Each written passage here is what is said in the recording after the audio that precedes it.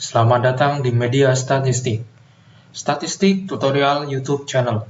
Untuk memulai, silakan pilih subscribe. Pada kesempatan kali ini, kami akan membahas mengenai pengantar statistika. Kali ini akan membahas tentang apa itu statistik, apa itu statistika, lalu dasar-dasar dalam statistika. Untuk yang pertama, apa itu statistika? Lalu, apa itu statistik? Apa perbedaan antara statistika dan statistik? Statistika adalah sebuah ilmu yang mempelajari mengenai cara mengoleksi data, mempresentasikan data, menganalisis data, serta menginterpretasikan data. Kemudian, apa itu statistik? Statistik secara sempit adalah data, lalu secara luas adalah kumpulan data dalam bentuk angka maupun bukan angka yang disusun dalam bentuk tabel atau diagram yang menggambarkan suatu masalah tertentu. Jadi sudah jelas kita sini apakah perbedaan dari statistika dan statistik. Lalu untuk yang selanjutnya, kita pasti dalam mengolah data statistik tidak akan lepas dari yang namanya data. Apa itu data? Secara empiris bahwa data adalah keterangan yang berbentuk kualitatif, itu berbentuk rusak, bagus, kurang, atau sedang, dan atau berbentuk kuantitas, bilangan yang menunjukkan jumlah, yang merupakan hasil observasi, pengamatan, wawancara, atau angket, dan pengukuran. Atau secara lain, data adalah sesuatu yang berharga. Ketika kita memiliki data, kita memiliki sesuatu yang berharga, berarti kita memiliki sebuah data. Untuk yang selanjutnya, apa saja jenis-jenis data?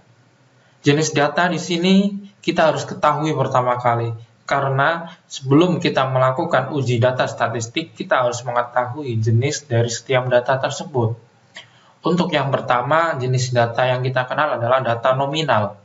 Data nominal di sini adalah data yang diperoleh dari hasil observasi. Hasil pengamatan yang tidak mengenal adanya urutan.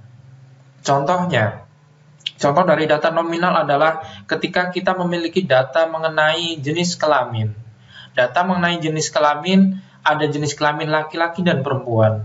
Jenis kelamin laki-laki kita kodekan 1, dan jenis kelamin perempuan kita kodekan 2. Ini artinya angka 1 di sini tidaklah lebih kecil dari angka 2. Untuk yang selanjutnya, kita mengenal ada yang namanya jenis data ordinal.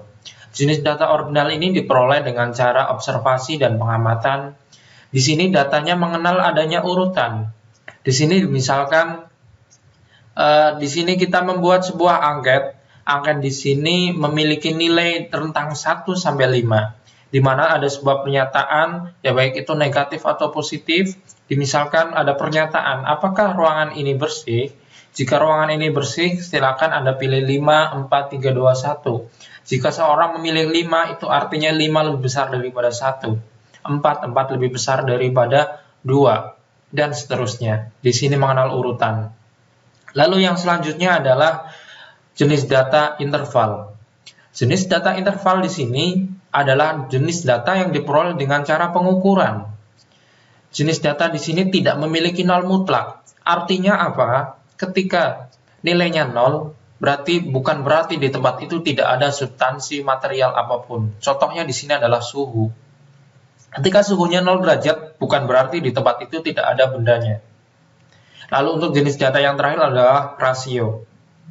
Rasio di sini adalah data yang diperoleh dari hasil pengukuran yang memiliki nilai 0 mutlak. Artinya ketika nilainya 0 adalah tidak ada benda atau substansi di tempat itu. Untuk yang selanjutnya yang perlu kita ketahui sebelum kita belajar tentang statistik nantinya adalah kita harus mengetahui statistika berdasarkan distribusi. Ini perbedaan statistika berdasarkan distribusi. Di sini berdasarkan deskriptif, ada asumsi distribusi, asumsi varian. Di sini ada parametrik, itu harus distribusinya normal. Lalu variannya homogen. Di sini ada parametrik dan parametrik. Lalu jenis datanya ada rasio atau interval. Non parametrik ada ordinal atau nominal. Lalu untuk hubungan datasetnya adalah independen. Independen itu berarti mereka bebas, tidak saling terikat. Untuk ukuran sentralnya dia min, kalau di non parametrik pakainya median. Manfaatnya lebih banyak kesimpulan, sedangkan untuk non-parametrik sederhana dan sedikit outlier. Untuk tes-tesnya, untuk untuk parametrik uji korelasi, kita menggunakan Pearson dan regresi. Tapi untuk non-parametrik, kita menggunakan Spearman. Untuk uji kelompok dua berbeda, atau uji banding, dikatakan uji banding, di sini menggunakan independent stability test. Kalau di non-parametrik kita menggunakan Mann-Whitney. Kalau untuk uji dua kelompok lebih atau lebih dari dua kelompok, kita menggunakan ANOVA, Independent One Way ANOVA. Kalau di non-parametrik kita menggunakan Kruskal-Walsh. Uji banding dua kondisi, di sini kita menggunakan Piret Sample T-Test. Kalau menggunakan non-parametrik kita menggunakan Wilcoxon. Uji berulang dua kondisi lebih, kita menggunakan Repeat One Way ANOVA, sedangkan untuk non-parametrik kita menggunakan Friedman. Setidaknya itu untuk jenis dari parametrik dan parametrik. Selanjutnya kita beralih tentang apa itu SPSS. Secara singkatan, SPSS adalah Statistical Product and Service Solution. Ada juga yang mengatakan bahwa SPSS adalah Statistical Package for Social Science.